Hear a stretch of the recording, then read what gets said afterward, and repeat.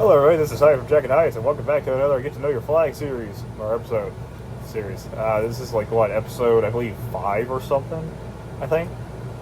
Anyways, it's been a while since I've done one of these videos. I figured, hey, why not just go ahead and make one of these videos? I haven't done it in a very long time. I've been planning on doing it for a while, and I actually didn't expect to make this video at all, but I kind of just said, you know, screw it, why not? Let's give it a try. Or not give it a try, let's just do it, right? So yeah, today's video is going to be about the Maryland state flag, a very interesting flag design that you don't really see very often here in the United States, and it's very, so much unique. You don't really see a flag design like this really at all in general, never mind a state flag design. It's very interesting, it has kind of an interesting history behind it. So yeah, let's get into it, huh? Why not, huh? So yeah, the Maryland state flag is a flag design of two different family coat of arms. The Calvert family, Lord Baltimore, and Lord Baltimore's mother's family's coat of arms. I believe it's a Crossland Cross. For the Calvert family coat of arms, it is a black and yellow, I guess six pattern streaks of lines, just, you know, inverted on each side and so on and so forth, like a checkered pattern of sorts, with the Crossland coat of arms being a red and white, or I guess kind of like a maroonish red, like another checkered pattern cross design. Some little fun facts about it is that originally it was the Calvert family's coat of arms that was used on official seals and banners for back when Maryland was just a colony of a few cities, I guess, or villages, or whatever you want to call them, back during the colonial era, during like the 1600s. And of course, obviously, they used the family coat of arms because like Baltimore and whatnot was or it's really most of Maryland. It wasn't just an English. You know, it wasn't just an English colony, it was specifically a Calvert family colony that was, you know, created and owned by the Calvert family. Very high lords and whatnot, so forth. And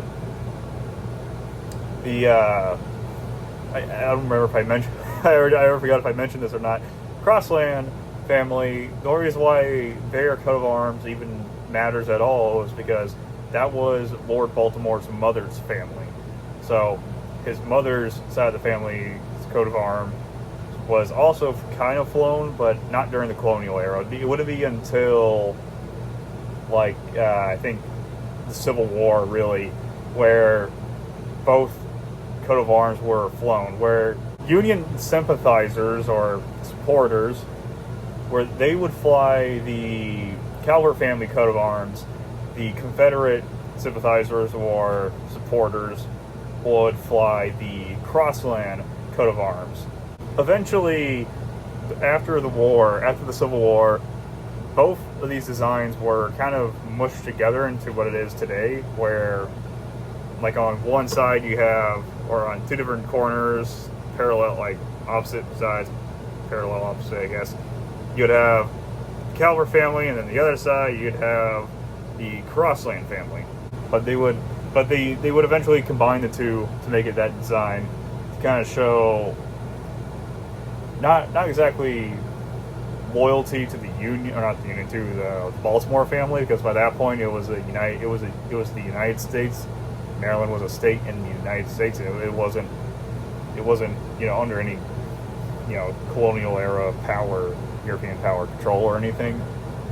So the reason why they really just kind of went with it from the 1880s to the 1900s is to kind of just show kind of like the history behind not just the family that made Maryland a state in the first place, but also to show, you know, kind of the conflict and the history behind what was going on at the time when these flags were being flown during the Civil War, to mark a very crucial point in American history. And on top of this, in about, I believe it was October 8th or October 11th, 1904, the General Committee of the state of Maryland decided that they would officially adopt this flag design as the official state flag design, where it was once originally flown by state militias. It's now officially the state flag of Maryland. And it's been that way ever since, pretty much. Ever since that point. So, yeah, there you have it. A very interesting state flag design. It's, despite its detailing, you can kind of notice it or kind of see and recognize that, yeah, it's the Maryland state flag from a distance. You kind of see it a little bit, I guess. But either way, either or. Very interesting flag design, very interesting history behind it. It's kind of a cool flag. I like it personally. I don't like the state, but I do like the flag. It's got a really cool flag in it. But, anyways, what do you guys think, huh? Do you guys like the flag, or do you hate it? Do you think it should be replaced, or do you think it should stay the same? Personally, I think the flag should just stay the way it is, because there's nothing wrong with it. It's a good representation of American history. And it's a very good representation of the divide that was the Civil War. And on top of that, despite the fact that the two flags never really had any significance with Union or Confederate sympathizing, they represent two different families. They're the only flag in American history, and America in general, the only state flag at least, to have two different family coat of arms as an official state flag. And that's just what it's supposed to represent, like I've said like 100 times now. So yeah.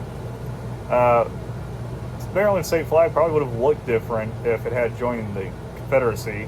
It probably would have just used or as most people would say, it probably would have just used the Crossland Cross coat of arms, family cross coat of arms as its state flag, opposed to the Calvert, which the Unionists were mainly flying. So, yeah.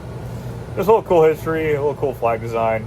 Figured I'd talk about it, make a kind of a quick video out of this. But in any case, there might be another upload later today. I'm not too sure. I'll just have to see about it, really. But yeah, this flag I've been talking about for a while. It's one of those flags that I've been wanting to talk about for some time, actually. To me, it's a very interesting flag. It's very unique, very interesting flag. You don't see a whole lot of unique, interesting flag designs in the States. You really mainly just see state seals on a fucking plain banner, and it's stupid. I hate it. I hate that we do this to our flags.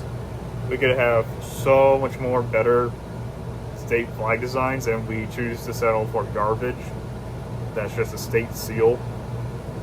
I don't know. It's so dumb.